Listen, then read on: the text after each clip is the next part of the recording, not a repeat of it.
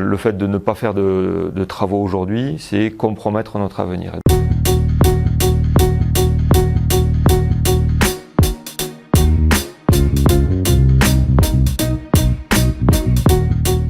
Le service des eaux du Couserans couvre aujourd'hui 51 communes et 22 200 habitants sur les 30 000 que compte le Couserans.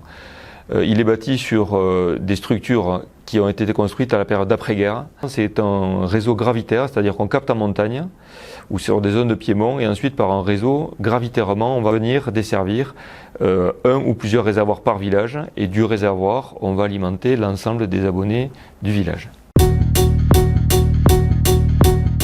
C'est de capter de l'eau brute dans le milieu naturel, de la rendre potable et ensuite de l'acheminer jusqu'à l'ensemble des abonnés. C'est en aucun cas de vendre de l'eau.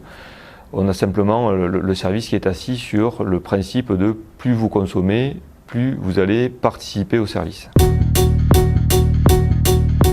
Alors le service des eaux du Couserans a un patrimoine qui représente un peu plus de 1200 km de réseau d'eau potable, donc c'est-à-dire un linéaire extrêmement important. Au niveau de la production d'eau potable, il y a 5 grosses stations.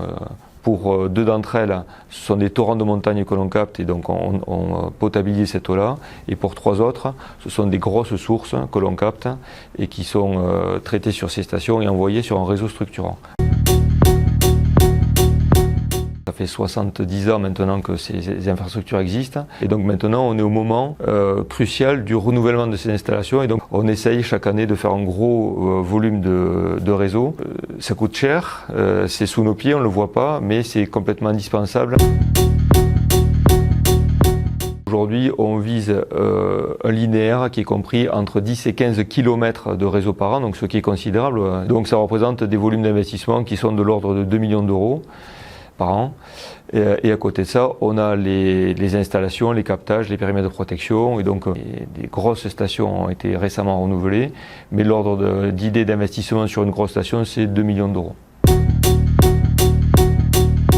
Pour faire fonctionner l'ensemble de ces installations, que ce soit sur la partie traitement, le fonctionnement du réseau, toute la partie gestion abonnée et toute la partie études et création de réseaux neufs. L'ensemble des personnes, c'est 40 agents.